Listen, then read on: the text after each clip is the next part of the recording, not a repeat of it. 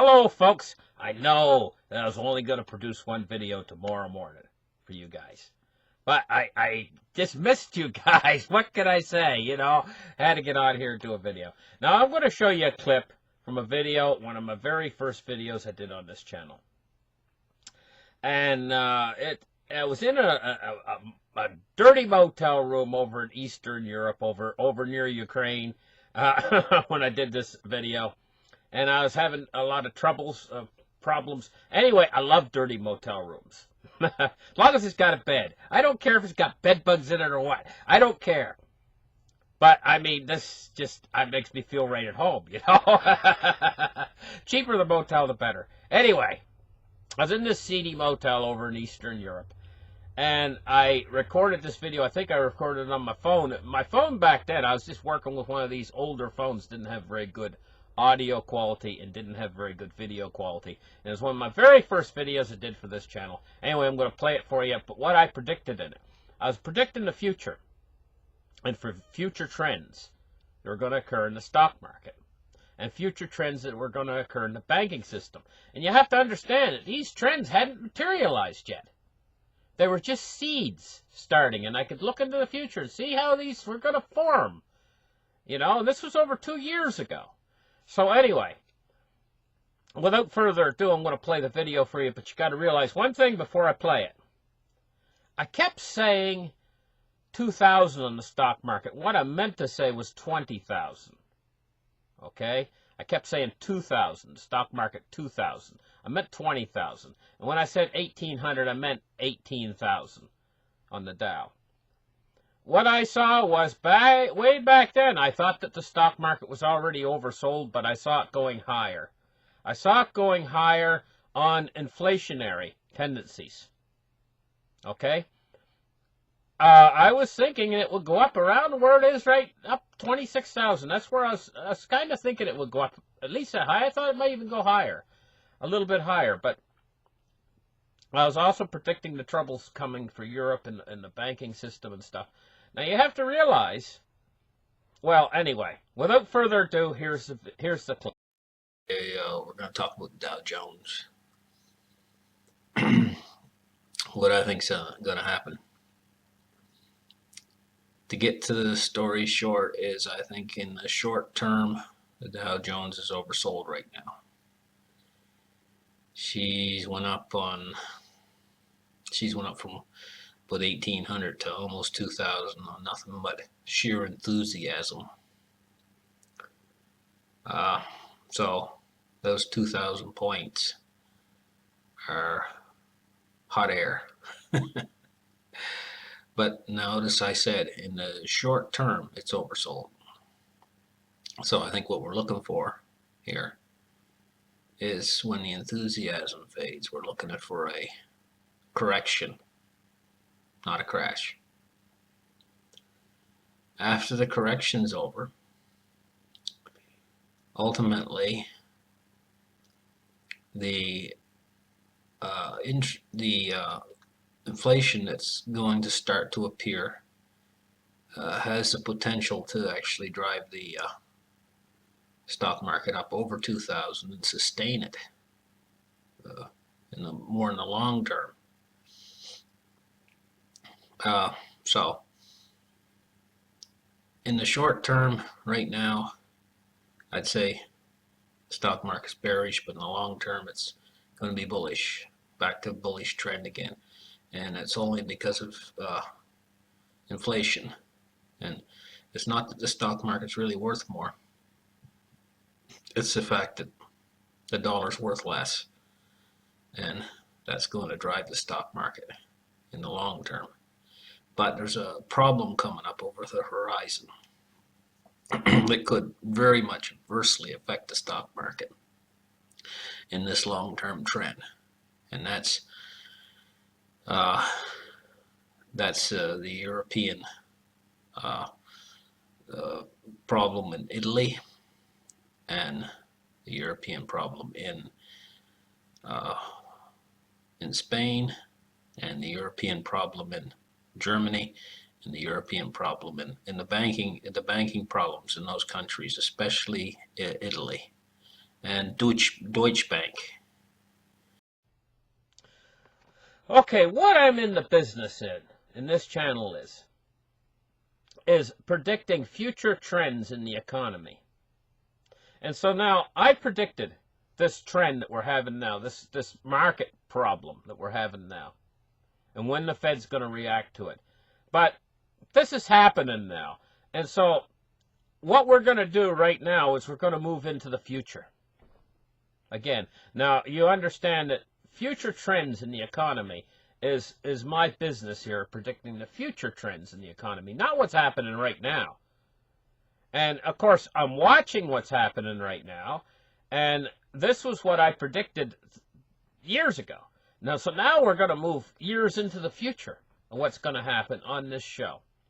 And one of the things that's going to happen is very important to understand, is that we've been in this bearish trend that the Federal Reserve has been creating. And that's what's making the stock market roll over. But this is not going to continue into the future. This is something that the Fed cannot continue with. It's impossible. Because if they continue with it, they would be held accountable and responsible for what's going to happen if they continue with this. In fact, all the world's central banks are working in coordination right now, in a bearish fashion. They're tightening their belts. They got the European Central Bank right now is cutting off their own quantitative easing program that Mario Draghi instated when he said whatever it takes. Okay, that's ending. The Bank of Japan is cutting back. The People's Bank of China, PBOC, is cutting back. Everybody's cutting back. The Federal Reserve's cutting back. They're all tightening their belts. This tightening policies are going to have to come to an end. And we already have nominal price inflation in the world. What I'm predicting into the future is that the nominal price, very small amounts of price inflation are going to cease. And in the fiat currency system around the world, what we're going to start to head into is inflation, massive inflation. And the reason why is because all of the central banks are going to have to end their tightening programs, their coordinated tightening programs. They're going to have to end these tightening programs, and they're going to have to go back to monetary stimulus. This time it's going to be a little bit different. This time they're going to, the money, instead of just being going to Wall Street alone, this time they're going to have to distribute the money into the general economy more so. And this is going to stimulate a much more profound inflation than we've seen before. At a certain point, when this inflation progresses, it'll progress during a number of months. So at first, when the Fed relents on their monetary policies and they start to go to more stimulus and more accommodative monetary policy, at first, the inflation's not going to take off right away. It's not going to be an immediate thing that you're going to notice instantly. You go out to buy your hamburger, it's doubled the price in 1 week. That's not the way it's going to work. The way it's actually going to work is it's going to be more of a slow, steady increase in inflation. But as that train or snowball of inflation rolling down a hill gets bigger and bigger and more powerful and powerful, it's going to go faster and faster and faster. And it's going to run away from the central bank's control. They're not going to be able to control it. Because if you create more money, that doesn't stop inflation. Once inflation starts to run away, and at a certain point, as this progresses into the future, at a certain point, this runaway inflation, people start to lose confidence in the purchasing power of their fiat currencies. You have to understand something. There's only 3 escapes out of the fiat currencies, only 3 ways out. And your equities markets are not the way out. Your bonds and treasury markets are not the way out. Hoarding dollars is not the way out. There's only 2 avenues out to get away for the average person. Now, I mean, for real rich guys out there, they can do certain things, like they can go out and buy oil, which is going to be a great buy, you know. But for the average Joe, I'm talking about for the average Joe, there's only 2 ways out. And this is your precious metals and your cryptocurrencies. Now, it's really strange to me, and what's really strange to me is how the cryptocurrency community hates precious metals, and how the precious metals community, a lot of them, hate cryptocurrencies. I find this a very strange phenomenon. I would think that they should both be on the same side because they're both dollar alternatives. That's the way I think. But that's not the way reality is. Reality is that a lot within the precious metals community do not like cryptocurrencies, and a lot of them within the cryptocurrency community do not like precious metals. This is the real truth of the matter, as strange as it may seem. But here's the thing.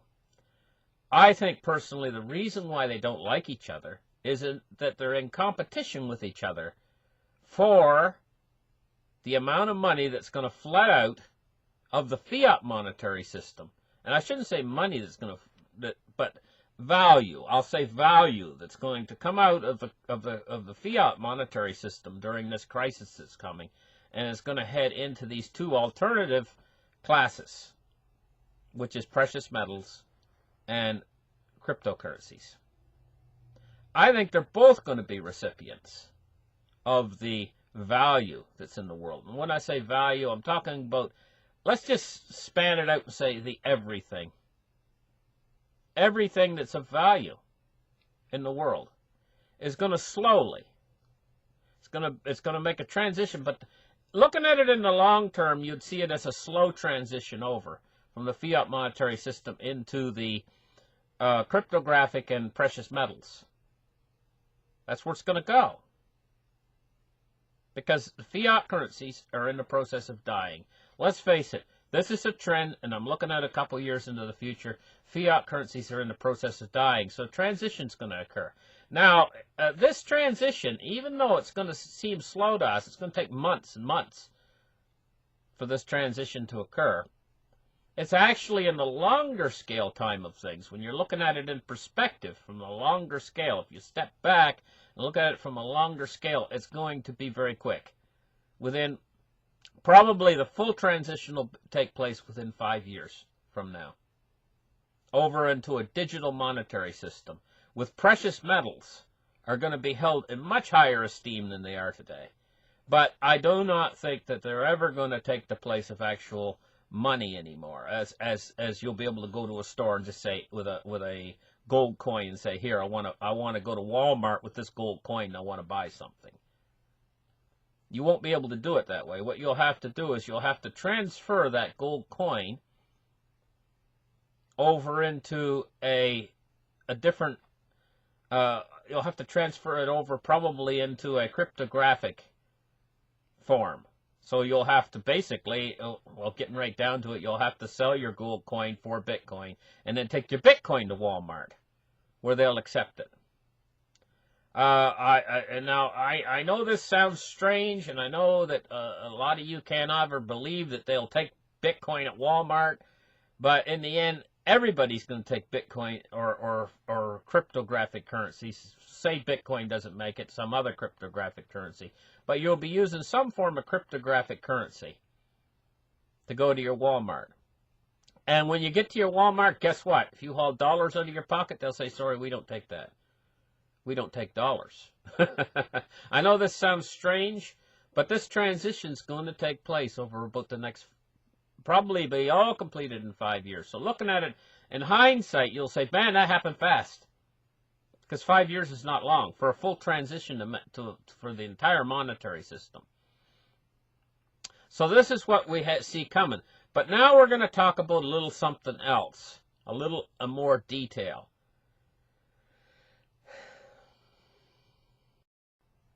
Now we're going to talk about how a recovery is going to actually occur during this period in time. Where the recovery is going to come from is the accommodative monetary policy that is going to stimulate the economy. Now, right now, there's a lot of debate about how strong the economy is. They're all out there saying, oh, the economy's wonderful, it's so strong, and blah, blah, blah, right?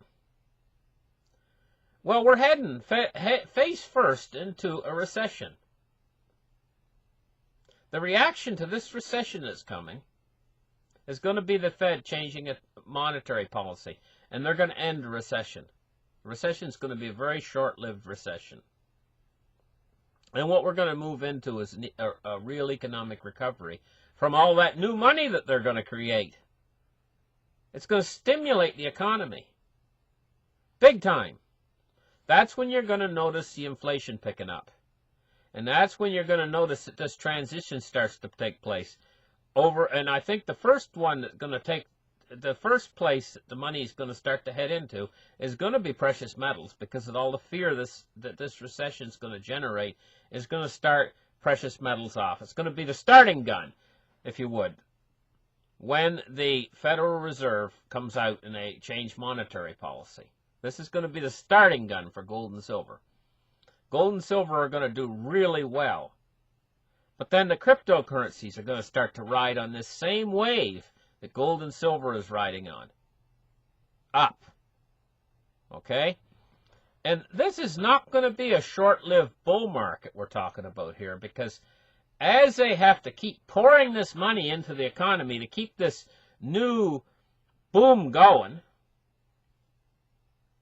they're not going to be able to cut off this quantitative easing that they go into, this next round of quantitative easing. They're not going to be able to shut it off suddenly like that, because the markets are going to shoot up so high that heavenwards when they do it.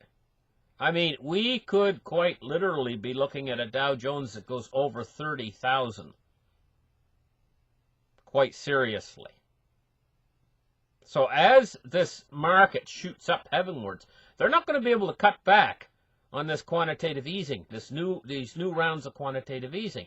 Now, what I'm giving you right now is insight into the future 2, 3, 4, 5 years. Just like I did when I was in that motel room over in Eastern Europe. I'm giving you this insight into the future, quite a few years into the future. And what we're looking at is they can never, ever end. Once they've embarked on this program of quantitative easing back in 2008, they were entering into something that they can never stop. They can never stop it. They're trying to stop it right now, but they can't stop it. Or everything will go into a death spiral. Ultimately, it will kill all of us if they stop it. So they're going to have to go back. In other words, I'll give you an example of what it's like. It's like a guy that the doctor say he had some sort of a health problem, some big, I don't know what it is, some massive infection in his body, so the doctor put him on antibiotics. Okay? And say he stayed on those antibiotics. She gave him 7 days of antibiotics, or the doctor gave him 7 days of antibiotics. Okay? And say he completed 4 days of his antibiotic treatment. And he was feeling better, starting to feel better. It wasn't all better, but he felt better, you know. So he says, I'm quitting these pills. So he quits the pills. Well, that's where the Fed is right now. They've had the 4-day dose of quantitative easing and everything else, and they're deciding to go off the pills. Big mistake. He goes off the pills. A day later, he feels worse than he ever did before. Worse than he did before the first time he went to the doctor. She goes back to the doctor, and she says, okay, here's what we got to do. We've got to give you a higher dose of antibiotics this time. And instead of 7 days, I'm putting you on it for 2 weeks. Okay? Well, this is where we're at right now. The Fed has quit the medicine prematurely. And right now, the disease is ready to come back big time. The same disease we had in 2008 that caused the big crisis, the financial crisis. It's ready to come back big time. So the only solution that they're going to have is more of the same, stimulus programs. That's like the antibiotics. But it's going to be a bigger dose this time over a longer period. So what's this going to yield? This is going to yield the biggest bull market ever for cryptocurrency and gold and silver. That's what it's going to yield. And it's also going to yield the most weakness to the fiat currencies, because people at a certain point into this, they're going to notice that their purchasing power of their fiat currencies has diminished. Okay? So you got your chance right now. Right now we're in this deflationary cycle, and what they've done is they've chopped the prices of gold, of silver, and cryptocurrencies. All those asset classes right now have been chopped, and the reason why is because they've quit the medicine. They've cut quantitative tightening, and they're doing quantitative tightening, and they're raising interest rates, both. So they're coming at it from two different angles. And all this chopping and cutting back has reduced the prices on these asset classes. In other words, they're on sale. Gold, silver, and cryptocurrencies on sale right now. Right now, for a limited time. Big time sale. Sale ends. So you never seen one of these things? Sale ends Friday night. Well, right now it's late Thursday afternoon. You got your chance to still get in there and get in on the ground floor, because the sale's going to end. Now, when they have to go back, and when we go back, and it's going to happen fast when it happens, because the stock market's falling. It's probably going to fall into the new year. And you watch the Fed come in. You watch at a certain point, the Fed's going to relent. Now, I don't know what that point is. I've predicted it on my show already. I predicted it 18,000 on the Dow. That the Fed's going to relent. But it might. What if it's higher? What if they relent almost right away? What then? Well, then we'll automatically go into this period. But you know, the longer they hang on, the lower the Dow goes, and the lower all the markets fall. Why I say Dow, I watch the Dow. But the thing is the lower these markets, like the S&P 500, all of them, Russell, all of them, NASDAQ, all of them, the lower they go, the bigger the Fed reaction is going to have to be to turn it around, and then that reaction is going to have a more profound effect. So the sooner they turn around on these monetary policies, like if they turn around, say Monday afternoon, say the stock market falls another 500 points, and Monday afternoon they came in with an announcement. Okay, that's it. No more interest rate hikes, and we are stopping quantitative tightening program. And $200 billion a month in quantitative easing we're beginning. Immediately the markets would turn around. We'd have an unbelievable rally, but you would also see the rally into Bitcoin. You'd see the rally into gold and silver. It's just, see, the Fed has the ultimate power over this financial system. Who gave them this power? Why do they have this power? But they do. They do. And so, just like most of the markets sit there and they listen to every word the Fed says, one little word can have a profound effect on the markets going up or down on a Fed policy meeting. Okay? I watch the Fed and listen to the Fed the same way. I try to figure out what the Fed's going to be up to into the future. What are they going to do, and what are they going to have to do? And I absolutely know for 100% sure that at a certain point they have to relent. If they hang on too long, and the market goes too low, and everything starts to fold in on itself, why they're going to take the blame for it all. And I'm going to tell you about, there's men out there, strong men, that are willing to take the blame for something. And they'll stick to their guns. Right? But these people that run the Fed are not that kind of personality whatsoever. They're worse than Barney Fife.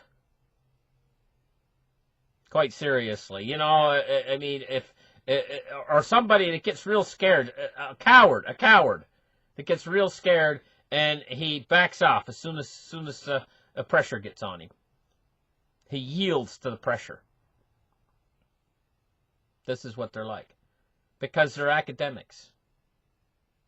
And they've always lived a soft, cushy life. And they're not, they can't take it. When it comes down hard on them, they can't take it. They don't know what it's like. And believe me, if they stick to their guns on this, it's going to come down hard. Because once the economy gets really bad, I mean, you have seen nothing compared to what can happen if we go into a Great Depression. The greatest depression, greater than the Great Depression. So I know they're going to relent. They're going to relent. In fact, they're like a bunch of little squealing pigs, you know, you stick them with a pin, that's it. That's all you need to do. They're like a pin. Stick a pin in there. You know, they're gonna relent. They're definitely gonna relent. I don't think they're gonna wait until the last minute either. I don't think that they got enough kahunas to stick it out until the stock market gets down that low. I think they're gonna back off and relent at a certain point, and I'm kind of counting on that. I'm kind of counting on them to relent before the stock market gets down below 18,000. This is what I'm thinking. Now, you know, if they did get stubborn, you know, the stock market's just going to keep right on rolling down. It ain't going to stop. If the Fed got stubborn, the stock market has the potential to go all the way down to 5,000 before it would stop. If the Fed were to just hang diamonds, if they wanted to hang diamonds, let's just go there. Let's just sort of fight of it. What if they hung diamonds and they said, we're not relenting, we're going to even go harder with our quantitative tightening, and we're going to keep raising interest rates, and we're going to add more fuel to the fire. Well, the stock market just keep rolling on down lower and lower and lower and lower. You know, it would go down below the lows that were set in 2008. It would go down that low, below those. And, I mean, it would be an absolute tragedy. Because if that were to happen, I say if it were to happen, there would probably end up being civil unrest in the end. And an awful lot of people would probably end up dying. And it would almost resemble a Mad Max world. It would more likely it would resemble Venezuela. The whole of the continental United States and Canada would all just be just like Venezuela. In fact, Canada would probably even be worse than the United States. I'd probably starve to death up here, quite seriously. I'd probably be a casualty if the Fed doesn't relent, quite seriously. I mean, this is the situation we're in. So I know the Fed's going to relent. You know, they're going to relent. And they're probably going to relent really early on, you know, in the whole thing. But then they're going to send the markets going in the opposite direction. Listen, talked long enough. Merry Christmas, guys, and Happy New Year. I got to get some few things done around here, around the house, you know, and I'm trying to have a Merry Christmas too. It's a lot of work. Thank you guys for listening, and we'll see you in the next show. Bye-bye, guys.